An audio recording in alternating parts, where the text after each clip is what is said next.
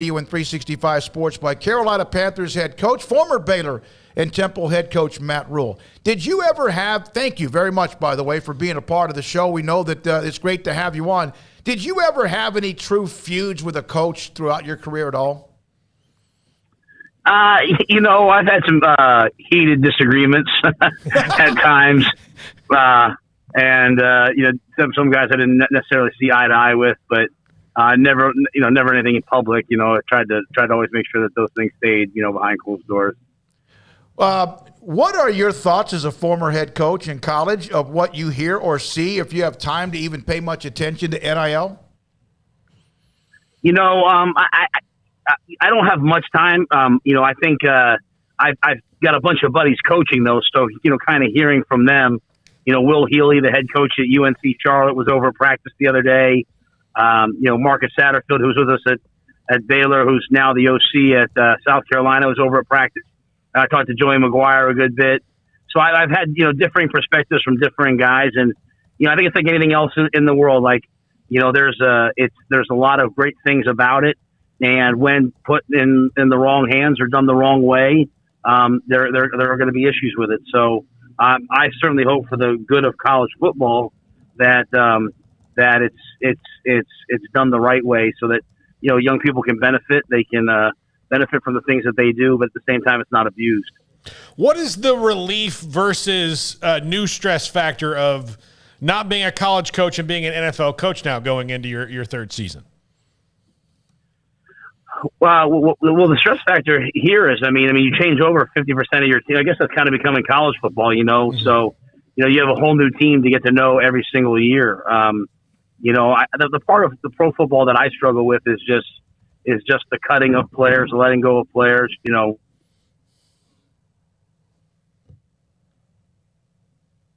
because of the business aspect of the game. Sometimes that guy is gone, in a moment's notice. And so that part's really hard, for a guy like me that loves the relationships and that part of the game. But it sounds like, college football is kind of becoming that too. So I think the rest of this, we've got good guys. We've got guys who they've made it to this point in their careers because, they're professionals. I don't deal with many problems. I've got a great team full, and a great roster full of guys. Well, Coach, it's good to hear your voice. I remember, hearing you early on in your Baylor tenure talking about we're going to get guys in this program. We're going to, make them good young men on and off the field, and we're going to eventually send some guys to the pros. And just a few weeks ago, Baylor football set a record for number of draft picks with 6. And these guys very well: Jalen Petrie, Tyquan Thornton, J.T. Woods, Terrell Bernard, Treston Ebner, Kalen Barnes, who, of course, you drafted to the Panthers in the later rounds. What was it like for you? I know you were very busy, but what was it like to see those young men's dreams come true? Well, first of all, for them, I was excited. I had a chance to call or FaceTime. In fact, I called Tyquan not soon thereafter he got drafted, and then I was on the phone with Coach Belichick when he called back because we were executing a trade, and it was either Coach Belichick for the trade or Tyquan, and I chose Coach Belichick, unfortunately, for my my chance to talk to Tyquan. But I was so happy and proud of those guys, and I think the one thing though that I did say when I first got there was it's not really about how many guys get drafted; it's about how many guys last 3, 4, 5, 6, 7 years, and you hope that the things that they learned when we were there, certainly the things that they've learned under Coach Aranda and his staff, you hope that these guys know what it means to be a true professional. And we can see that in Kalen already. We have John Lovett here as an undrafted free agent. You can see that in him. Every time I turn the TV on, I see JaMychal Hasty. He's the living embodiment of what it means to be a true pro. So I was proud of those guys, just like I was when I watched them win the Big 12 championship and the Sugar Bowl. But knowing what a lot of those guys went through to get to that, it was really gratifying. There was a time when you said what Craig mentioned, but also, Matt, that you mentioned the process. And, of course, the first year didn't go very well, and a lot of people questioned that. You never stopped believing in that. Is that the same thing right now of what you're teaching or trying to get done at Carolina? Yeah, it's the same exact thing. I think that the difference here is that, we started to have success in the second year, much like we did at Baylor. We had some ups and downs. We were at 5-5. We had a huge win on the road at Arizona, and then just hit a skid at the end of the year. Got a bunch of guys hurt, and I didn't do a good enough job of getting us out of it. And so, we didn't finish with the results in year 2 that we did, at Baylor when we won that Texas Tech game and went to the bowl game and then won the bowl game. So, I certainly understand that there can be skepticism about it. But, at the end of the day, I like our roster. I like the guys we've drafted. I like the development. I think some of the coaches that we've brought in from other places, the comments they've made to me about how impressed they are with the way that our guys work, with the way that our guys learn football, with their willingness to do whatever's asked of them, with their willingness to police the locker room themselves. And, it's a really good culture. There's a lot of good things. It just, it's like anything else, Smoke. It just hasn't, materialized on the field to the level that we all want. So we've got to get that done just like we did at Baylor. And that's what I believe in. I think it will happen. Obviously, the hardest thing to find is your quarterback, and you've gone through a couple of different things, and part of it was, like you said, injuries. You drafted one in Matt Corral this year. Do you feel, though, that you've built up the team now with the draft around him, especially addressing the offensive line like you have, that you might have a little more of a bubble for the quarterback to grow and get better, whoever that may be, whether it continues to be Sam Darnold or if it's Matt Corral down the road? Well, I think all quarterbacks, they need talent around them to get open and make plays. They need a really quarterback friendly system, but most importantly, they need an offensive line that plays at a high level. And I think if you went in the room and asked Taylor Moton, who's kind of the leader of our offensive line, he would say we didn't play well enough up front. So it would be hard for anybody to play well with the way that we sometimes got overmatched on the offensive line. And so I understand. Sam understands the quarterback takes the brunt of that. Our approach since being here is let's build the team and let's take every shot we can at every quarterback we can until we find a guy that can take us all the way. And so we built a good defense. I think that defense has a chance to be strong again this year. We've got good skill people. Christian McCaffrey is full speed and healthy, and now we think our offensive line is actually a position of strength for us. So we've done everything we can to make sure that our quarterbacks have everything they need to be successful. Matt, when you're in the draft, and you mentioned you were on the phone with Belichick and obviously Taekwon, you drafted Kalen Barnes, but when you're during the draft and you see a need and a player that's there that's right next to another prospect, but it's a Baylor player that's also in the mix, how do you separate, or is it difficult to separate emotions of knowing that player from Baylor as well as you do? Well, I think it's just familiarity, and sometimes it's familiarity with playing against guys. But there's a negative, to bringing in guys that you know from college because eventually at some point you might have to let them go, and that's hard too. So, even when it came down to Kalen at the end, me and Scott talked about it, and I told Scott, we had another guy on the board that we really liked, and I said, hey, you make the call. Do we want to go corner? Do we want to go the other position? And I think in the end, Kalen's speed went out, so. I've got a great situation with our GM, Scott. He and I are really close friends, but we also see the game similarly. But yeah, there's a lot of guys, obviously a Baylor guy to me. I have a relationship with them. I know the good, the bad. I know all those things about them. But as seen in the draft, a lot of people recognize what those Baylor kids can do. And so as they have success, it makes it, easier and easier for me in our draft room to say, hey, this kid's a winner. I know that you've had the chance to go down and drown a few minnows with Jimmy Johnson. He did that a little bit with the Cowboys early on, but he was it just about kind of picking your spots where you get those guys who know you to help build the foundation? Well, I think it's partially that, and I think part of it too, was when those guys had other opportunities, like whether it was Clay Johnston last year, he got drafted by the Rams. He had a chance to be on the Rams. But when guys, whether it's PJ Walker from Temple or Robbie Anderson coming out, from Temple to the Jets or him, when they've had a chance to go somewhere, they've had multiple offers. Those guys have all chosen to come here with us because they trust Phil Snow. They trust me.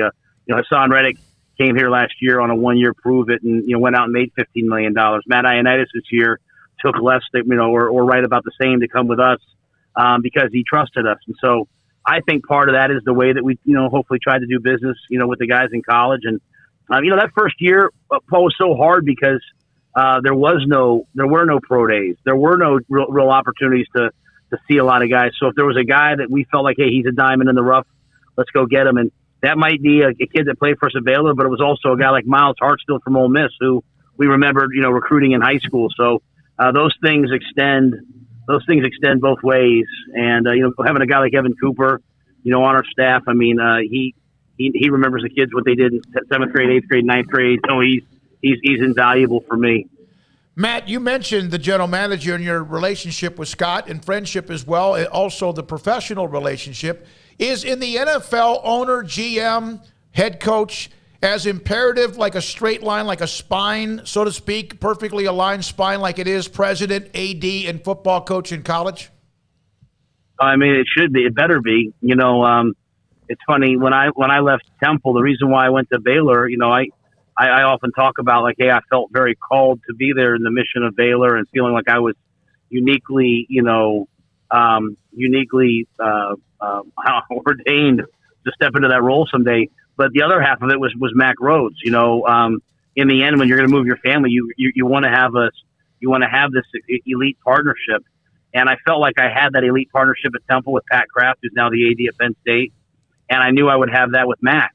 And so coming here, I felt like I would have that with our owner, David Tepper. And when we had a chance to hire Scott, it felt the same way. So, we can disagree, we can see things differently, but in the end, we're always aligned. And that's, whether that's Mr. Tepper, whether that's Scott, whether that's me, we are always, trying to make the best decision to move this team forward, to be a playoff team, to be a Super Bowl team.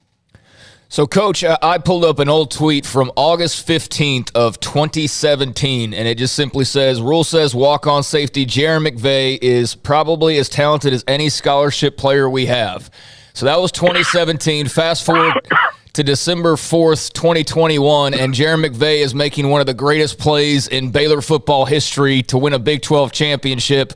Were you able to watch live? And as you were, or whenever you watched it, however you caught it, what were your thoughts about just the dramatics and the moment that was for Baylor football beating Oklahoma State? I bawled. I sat on my couch and screamed and yelled, and so did Julie. I mean, we love those kids, and we love Waco, and we love Baylor, and so we were ecstatic, and really fitting for it to be McVay making that play. I used to yell at Jaron all the time for tackling low in practice, and dive. I'd always say you're going to get someone hurt, and then he makes this low tackle, which was awesome, and he makes the play with tremendous effort. I think that's a credit to Dave. That's a credit to Ron Roberts and the way that they played defense there. So I was ecstatic, and obviously that was a hard year for me. At the end of the year, and us losing the way that we did, and that was really like a shining moment. And then to take it even a step further, I remember after the game, not long after, Petey and Terrell FaceTimed me, and it's amazing how encouraging words from people that you care about can go a long way. And that was a really special day for Baylor, and just watching that gave a little something back to me too. Coach, they say that when your first year to your second year, you kind of learn more of what you're not ever going to do again than what you're going to do in the future. Probably a weakness. Like, I spend the first year just kind of, seeing, trying to figure out, hey, what does it take to win here? And then the second year, really starting to implement that, guys starting to buy into it, starting to understand it. And then really year three, I think, is the year, whether it was Temple or it was Baylor, where everyone's kind of on the same page. You can turn the day-to-day stuff over to the team. They understand how we want to practice. They understand how we want to play. We start to see each other a little bit differently. And I think that's hopefully what happens here. I have a great veteran group of guys that have been with me that, they know my weaknesses. They know my strengths. I know who they are. And I don't have to be involved in every little thing. I can trust Christian McCaffrey and Shaq Thompson and Jeremy Chin and, many, many, many more. I can trust those guys to make sure that our locker room is moving in one direction. And that's probably what was special about the teams that we had at Baylor was, the Terrell Bernards of the world, the Chris Millers, all those guys. They kept our team moving forward in one direction, and you need that in the NFL because these guys they're not just men, they're not just grown men, they're also great men, and they've got a lot going on in their lives, and if they believe in what we're doing, they move forward. So I feel like this is a great year for me to make a step as the head coach and turn some things over to the guys and let them lead the way. Matt, is there any similarities of what you probably need to get done this year with Carolina to what you felt like after 1-11? I probably feel like we did after year 2 in a lot of ways. Like I never forget, we went on a senior retreat, and I remember Jermichael. I can't quote exactly how he said it, but I remember him. Saying like basically like we're going to play grown man football. Like we're not jumping off sides. We're not making mistakes. We're not beating ourselves. We're going to play fast. We're going to play hard. I mean, he really set the standard. And a couple sentences from Jermichael had way more impact than any team meeting that I could ever do. And I think that's what's happened at our place. We've been together enough now that we understand that if we don't turn the ball over and we were second in the NFL in defense last year. If we don't turn the ball over, we play smart football, we play disciplined football. We don't beat ourselves. We've got enough good players that we can win a lot of games. And so, I felt like we were making progress last year till we hit that skid. We've got to do a good job of staying healthy in this league. But more important than anything else, we just have to protect the football and just play the type of football that we all know we're capable of. And I like our coaching staff. I like where they are. I feel like we're poised to do that. Did Julie or any of the other members of the Rhule family get to make a draft pick this year? No, they weren't. They weren't quite as involved this year. She made a great call on Chuba. So yeah. Or Chuba. That's sorry. right. No, yeah, I think they were home rooting for the Baylor, rooting for the Owls and the Bears, but also rooting for the Carolina Panthers. So we didn't have quite as many picks this year. So they would. I'd have to text them when we made the trade, like, hey, we got a pick. I don't know what you're watching, The Real Housewives or whatever, but kick it over to our game, our channel.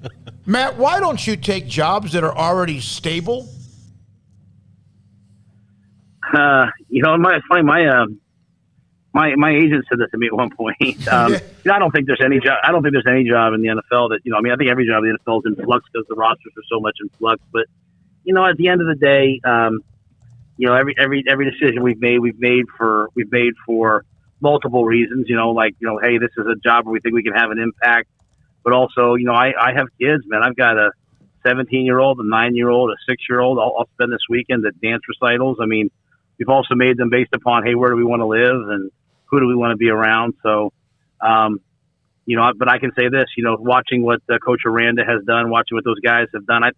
Coop showed me a list the other day where Khalil Keith was ranked as one of the top tackles in the NFL draft next year. Connor Galvin. I mean, I remember going to the small town in Alabama to see Khalil Keith. I mean, those things are special things. So I wouldn't trade any decision that we've made for anything. How much did you have many conversations, or did you know Dave Aranda before you left for the NFL and he took the job at Baylor? No, I didn't. I did not know Dave. I think maybe Phil had knew him. Phil Snow had known him, but I did not know Coach Aranda at all. In fact, when he was announced as the head coach, it was the first time that I had ever known that. But we've had a chance to talk and visit a couple different times, and saw each other at a conference one time. So I have the utmost respect for him. One more thing, Joey McGuire is at Texas Tech, obviously part of your staff, and that was just a matter of time whether you were still at Baylor or not. Your thoughts about how much he leaned on you during that time when that job became open? At the end of the day, I think Joey's got something special about him. I think he's one in a million. I think he has the natural gift to lead people. And I think he cares deeply about people no matter what they can do for them. And I think a lot of people care about their players as long as their players can benefit them. But Joey's a guy who loves his guys. I went out, I was, honored to be invited to come out and speak at his clinic.